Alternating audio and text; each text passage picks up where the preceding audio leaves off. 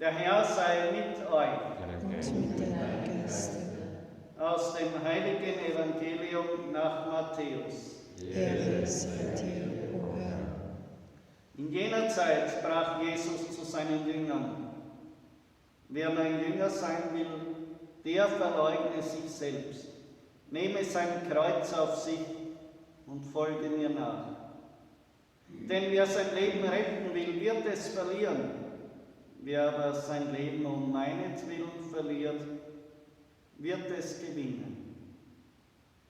Was nützt es einem Menschen, wenn er die ganze Welt gewinnt, dabei aber sein Leben einbüßt? Um welchen Preis kann ein Mensch sein Leben zurückkaufen? Der Menschensohn wird mit seinen Engeln in der Hoheit seines Vaters kommen und jedem Menschen vergelten, wie es seine Taten verdienen. Amen, ich sage euch, von denen, die hier stehen, werden einige den Tod nicht erleiden, bis sie den Menschensohn in seiner königlichen Macht kommen sehen. Evangelium unseres Herrn, Jesus Christus. Lob Sei dir, Christus. Meine Lieben, wer mein Jünger sein will, das ist sozusagen das Fundament von all dem, was dann kommt. Wer mein Jünger sein will, ist die Eingangstür zu allem. Der Sinn aller anderen Gebote Gottes, Worte Jesu. Natürlich gelten sie für alle anderen, im Grunde genommen für die gesamte Menschheit, auch für die Nicht-Getaufte, für die werden diese Worte einmal Richtmaß sein. Aber wir, die wir getauft sind, die den Heiligen Geist empfangen haben, für die gilt dieses Wort: Wer mein Jünger sein will. Was aber ist Jüngerschaft? Zuerst einmal, dass ich selbst weiß, ich bin berufen zum Jünger und will es auch sein. Ohne den geht damit gar nichts. Und wenn das nicht nur eine Emotionalität ist, eine religiöse Verstiegenheit oder Sentimentalität, sondern wirklich ein Willensentschluss, dann muss einem klar sein, was das beinhaltet. Der Jünger folgt in allem seinem Lehrer nach. Zuerst einmal seinem inneren Wesen, seinem Herzen. Er geht in die Schule des Herzens Jesu. Das war auch der Grund der Apostel, warum sie über 3 Jahre mit ihm beisammen waren, damit sie in die Schule seines Herzens gehen. Wie fühlt er? Was meint er? Worum geht es ihm eigentlich? Und hier ist zuerst einmal seine große Liebe zum Vater, die ihn über alles geht. Du Vater, dich will ich lieben. Du gehst mir über alles. Weil alles, was ich bin, empfange ich von dir, von deinem Vaterherzen. Es ist sozusagen die Quelle und ich bin der Fluss oder der Bach, der daraus entströmt. Und du hast alles mir gegeben, nur damit ich bin.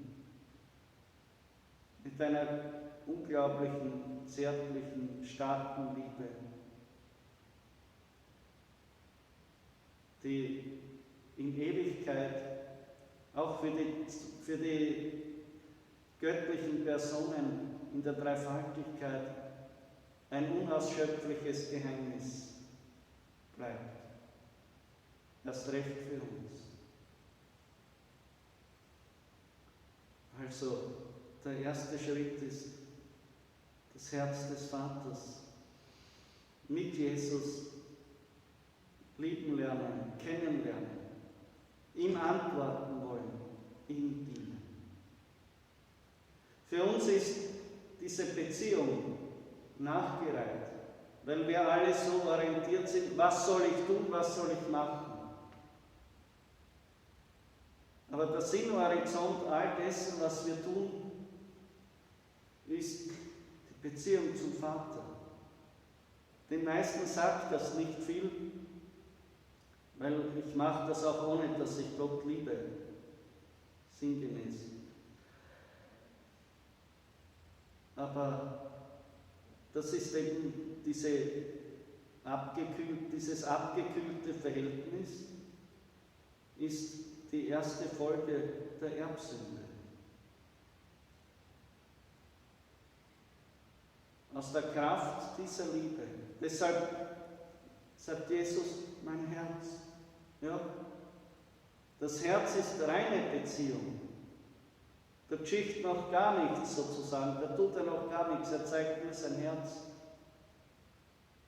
Weil hier ist sozusagen das Kernkraftwerk, von dem alle Energie ausgeht. Und das Herz lebt nur in Beziehung. Ja. Damit der Strom fließt, braucht es auch Plus und Minus. Zwei Pole. Beziehung. Und du, mein Vater. Und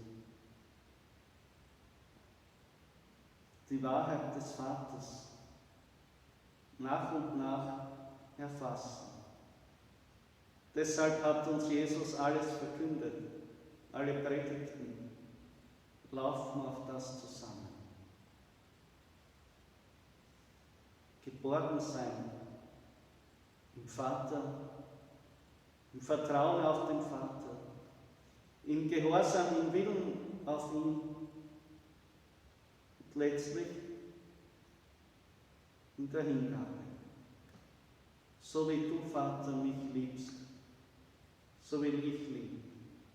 So wie du liebst, will ich meinen Nächsten lieben, will ich dich lieben, will ich die Welt lieben. Und wenn ich Jesus am Kreuz sehe, wie er aus Liebe alles gibt und stirbt und leidet und opfert, so sehe ich, wie sehr du liebst. Und dass Jesus auf meine Liebe darin nur antwortet. Das Kreuz ist das Fenster in die Dreifaltigkeit, in das hinein, was sich zwischen den drei göttlichen Personen abspielt, um uns freizusetzen, damit wir daran teilhaben. Wenn wir wirklich so Liebende sind, dann sind wir erfüllt von dieser Liebe und die Kraft dieser Liebe trägt uns und erhält uns, erfüllt uns. Und wir können in Freiheit mit all dem, was wir in dieser Welt begegnet, entgegenkommen.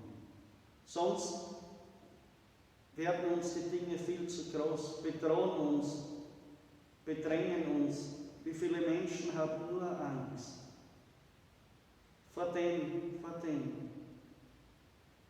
Wenn wir voll der Liebe Gottes sind, heben wir nicht ab wie ein Luftballon, aber wir sind erst dann in der rechten Ordnung und gehen mit allem in Freiheit um.